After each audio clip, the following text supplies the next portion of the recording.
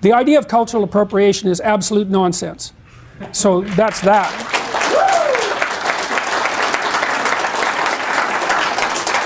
There's no difference between cultural appropriation and learning from one another. They're the same thing. Now that doesn't mean that doesn't mean that there's no theft between people. There is. You know, and it doesn't mean that just because you encounter someone else's ideas, you have an immediate right to those ideas as if they were your own. But the idea that manifesting in your own behavior some element of another culture, the idea that that's somehow immoral is insane. It's actually one of the bases of peace. You know, one of the things that the various groups of human beings that exist have to offer each other is the tremendous value of their culture. You know, it's been really interesting to me, for example, to watch the response of everyone, but for this argument, for young Caucasian males to hip-hop. You know, there's an aggressiveness about hip-hop that's really attractive to young Caucasian males, and there's something absurd about the spectacle of the young Caucasian males taking on the persona of inner city black gang members.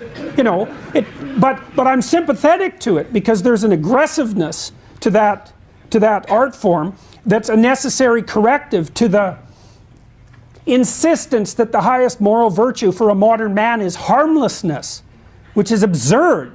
Women don't even like harmless men. They hate them. They like to claw them apart. You know, what women want are dangerous men who are civilized. And they want to help civilize them. Right?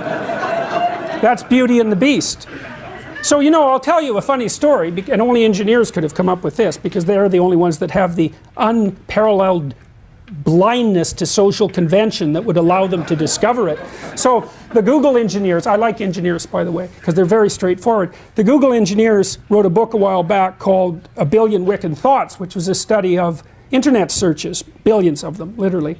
And they were looking a lot at pornography use. And well, there's lots known about male pornography use, partly, and it's easy to understand. I mean, males are, you know, pretty visually oriented, and what attracts them to pornography is fairly straightforward.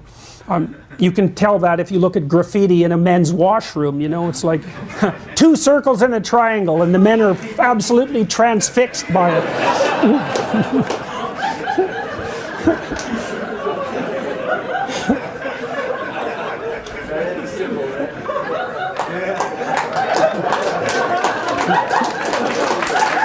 So, for women, the story is more complex. They use pornography too, but it tends to be literary, because women tend to like words more than they like visual stimuli. And so the Google guys tried to track down the archetypal structure of, well, they didn't use those words, of female pornography use. And so some of you know, how many of you know what a harlequin romance is? Okay, good. So those are archetypal stories, right? That's the taming of the wild man, essentially, by the desirable and virginal woman. And if you think women don't want that, then you better bloody well come up with an explanation for 50 Shades of Grey, right? Which is the most rapid-selling novel in human history, and emerged at exactly the same time that all of this noise about the absence of gender roles is being produced, you know, en masse. It's like perfect female fantasy. It's exactly archetypally correct. It's Beauty and the Beast. So what the Google guys showed was the structure of Beauty and the Beast, although they didn't use that as a referent, that the female pornographic fantasy was wild guy, you know, somewhat careless about the wants and desires of others, attractive to everyone, therefore high status, tamed by the magic of a single woman and brought into a relationship with her. Okay, so, but here's the comical part. This just made me laugh, man. It was like, what were the 5 categories of most desirable male entity used most broadly in female pornography? Oh, it's so embarrassing. Women, you have to cover your head while I say this.